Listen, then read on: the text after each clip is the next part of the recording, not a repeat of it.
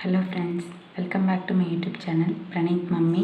இன்றைக்கி இந்த வீடியோவில் குழந்தைக்கு தலையில் அடிபட்டுருச்சு அப்படின்னா நம்ம எப்போ ரொம்ப இம்மீடியட்டாக சீரியஸாக எடுத்துக்கணும், இல்லை எப்போ சீரியஸாக எடுத்துக்காமல் அதை விட்டுறலாம் அப்படிங்கிறத பற்றி இன்றைக்கி இந்த வீடியோவில் பார்க்கலாம்.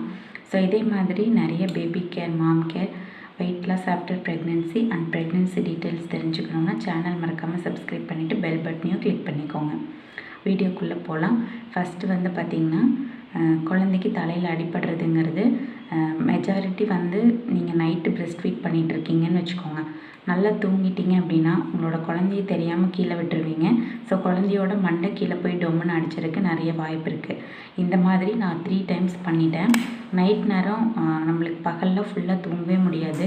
நிறைய ரிலேட்டிவ்ஸ் வந்துகிட்டே இருப்பாங்க, குழந்தைய கேர் பண்ணிக்கிற வேலை இருக்கும். நைட் அதே மாதிரி பார்த்திங்கன்னா நைட்டும் தூங்கவே முடியாது. குழந்தை திருப்பி திருப்பி நம்மளை எந்திரிச்சிட்டே இருக்கும். தூக்கமே டோட்டலாக கொலாப்ஸ் ஆகிடும், நம்மளால் தூங்கவே முடியாது. ஸோ அந்த மாதிரியான டைமில் பிரெஸ்ட் ஃபீடிங் பண்ணிகிட்டு இருக்கும்போது நான் 3 டைம்ஸ் குழந்தைய தெரியாமல் கீழே விட்டுட்டேன். ஸோ அது கீழே உட்காந்து தான் நான் பிரெஸ்ட் ஃபீட் பண்ணேன் ஃபஸ்ட்டு. அது என்ன ஆயிடுச்சுன்னா குழந்தையோட தலை கீழே போயிட்டு டொம்னு அடிச்சிச்சு. மொத்தம் 3 டைம்ஸ் இந்த மாதிரி நடந்துருச்சு.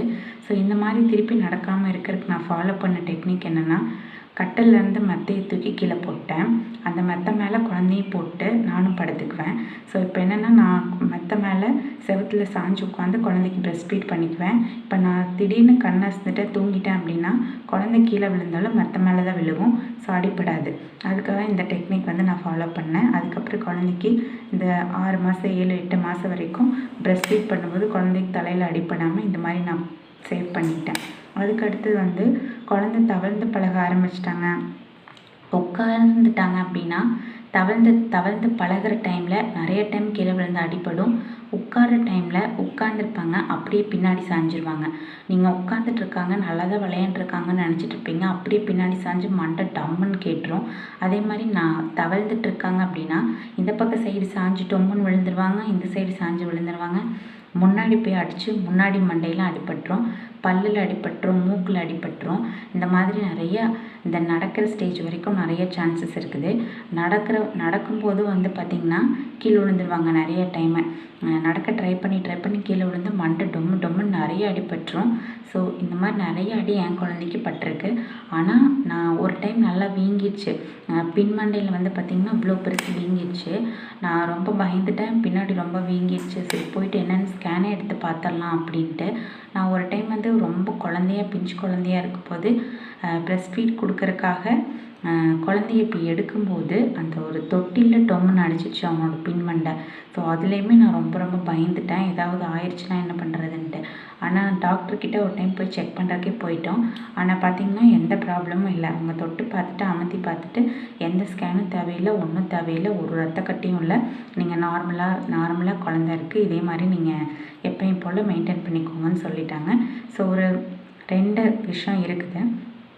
நீங்கள் எப்படி இப்போ குழந்தைக்கு இட்ஸ் சீரியஸா இல்லை சீரியஸ் இல்லையா அப்படிங்கிற இந்த 2 நீங்கள் எப்படி பிரித்து தெரிஞ்சுக்கணும் அப்படின்னா, ஒன்று சீரியஸ் இல்லை அப்படின்னா குழந்தை ரொம்ப நார்மலாக இருப்பாங்க. அடிபட்டிருக்கும், இந்த இடத்துல அடிபட்டுருந்துச்சுன்னா இந்த இடம் மட்டும் வீங்கியிருக்கும், இங்கே அடிபட்டுருச்சுன்னா இங்கே மட்டும் வீங்கியிருக்கும். ஒரு 1 ரூபா காயின் மாதிரி, 5 ரூபா காயின் மாதிரி நல்ல இத்தசோடு புடச்சிருக்கும். அதை நீங்கள் கையை வச்சு நல்ல உள்ளங்கை வச்சு தேய்ச்சி விடணும். இல்லாட்டி இந்த ஃப்ரண்ட் இருக்கு இல்லையா, அங்கே வச்சு அதில் வச்சு நல்லா அப்படி தேய்ச்சி விடணும். தேங்காய் எண்ணெயை மேலே அப்ளை பண்ணி நல்லா தேய்ங்க. வெறும் கையிலையோ வெறும் உள்ளங்கையிலையோ வெறும் கையிலையோ தேய்ச்சிங்கன்னா குழந்தைக்கு எரியும், கோஆப்ரேட் பண்ண மாட்டாங்க. அதுக்கு பதிலாக தேங்காய் எண்ணெய் அந்த இடத்துல வச்சு நல்லா தேய்ச்சிங்க அப்படின்னா ஒரு நாள்லேயே அதோட இது கம்மியாயிரும். அந்த காயின் மாதிரி புடச்சிட்டு இருந்தது கம்மியாகி நார்மல் ஆயிரும். அப்படி ஆயிடுச்சுன்னா இது 100% நார்மல். இல்லை அப்படி இல்லை, நல்லா பெருசாக புடச்சிருக்குது, ரொம்ப பெருசாக புடச்சிருக்குங்க, தொட்டு பார்த்தாலே தெரியுது. நீங்கள் தலை குளிச்சு விடும்போது ஈஸியாக உங்கள் குழந்தைய தடவுறதுலேயே நீங்கள் தொட்டுக்கலாம், தெரிஞ்சுக்கலாம். தலைக்கு எண்ணெய் தேய்ச்சி விடும்போதே நீங்கள் குழந்தைக்கு எங்கெங்கே வீங்கி இருக்குது அப்படின்னு நீங்கள் தெரிஞ்சுக்கலாம். கை காலெல்லாம் எங்கேயாவது வீங்கி இருந்ததுன்னா அதுக்கு தான் மசாஜ் பண்ணணும்னு நான் ஆல்ரெடி சொல்லியிருக்கேன். மசாஜ் பண்ணும்போது எங்கேயாவது வீங்கி இருந்தால் நீங்கள் உங்களோட கையை அது காமிச்சு கொடுத்துரும், மசாஜ் டெய்லி பண்ணிங்கனாலே. ஸோ அந்த மாதிரி நீங்கள் தெரிஞ்சுக்கலாம். அப்படி ரொம்ப புடச்சிருக்கு அப்படின்னா நீங்கள் ஒரு டைம் டாக்டர்கிட்ட போய்க்கிறது நல்லது. இன்னொரு விஷயத்த கவனிச்சுக்கணும். செகண்டாக என்ன கவனிக்கணும்னா, குழந்த மில்க் எடுக்கிறாங்களான்னு பார்க்கணும். பிரெஸ்ட் ஃபீட் எடுக்கிற குழந்தையா இருந்தால் கண்டினியூஸாக பிரெஸ்ட் ஃபீட் எடுத்துகிட்டே இருப்பாங்க. சாப்பிட்ற குழந்தையா இருந்தால் சாப்பிட்டே இருப்பாங்க. அதுக்கு அடுத்தது பாட்டில் ஃபீட் எடுக்கிற குழந்தையா இருந்தால் பாட்டில் ஃபீட் எடுத்துகிட்டே இருப்பாங்க. ஆனால் தலையில் அடிபட்டு ஏதாவது இன்ஜூரி ரியலி ஏதாவது உள்ள இன்ஜூரி ஆயிடுச்சு அப்படின்னா குழந்த பால் குடிக்க மாட்டாங்க. தாய்ப்பால் குடிக்கிற குழந்தையா இருந்தால் தாய்ப்பால் ஸ்டாப் ஆகிடும். குழந்த சரியாக சாப்பிட மாட்டாங்க. அதுக்கு பதிலாக வாமிட் பண்ணிகிட்டே இருப்பாங்க. இந்த ஹோல் டேவும் குழந்த தலையில் அடிபட்டுருச்சு அப்படிங்கிறதுலேருந்து இந்த ஹோல் டேவும் குழந்த வாமிட் பண்ணிகிட்டே இருக்குது, கண்டினியூஸாக வாமிட் பண்ணிகிட்டே இருக்குது அப்படின்னா ஸோ ஓகே, கண்டிப்பாக தலையில் ஏதோ சீரியஸ் இன்ஜூரி ஆயிடுச்சு அப்படின்னு அர்த்தம். ஸோ இந்த விஷயத்தை வச்சு நீங்களே வீட்டிலே கண்டுபிடிச்சிக்கலாம் குழந்தைக்கு இப்போ ஆயிருக்கிறது சீரியஸ் இன்ஜூரியா இல்லையா அப்படின்ட்டு. மெஜாரிட்டி குழந்தைங்க கீழே நடக்கும்போது அந்த உயரத்துலேருந்து கீழே விழுந்தாலோ இல்லை குப்பரை தவழ்ந்துட்டு இருக்கிற உயரத்துலேருந்து கீழே விழுந்தாலோ குழந்தைக்கு பெருசாக அடிபடுறது இல்லைங்க. இந்த சோஃபாவில் படுக்க வைக்கிறது, கட்டலில் படுக்க வைக்கிறது, கட்டல்லேருந்து குழந்த உருண்டு கீழே விழுகிறது, 4 பக்கம் தலகாணி வச்சு இருந்தாலும் குழந்த உருண்டு விழுந்துருச்சுன்னு சொல்லுவாங்க.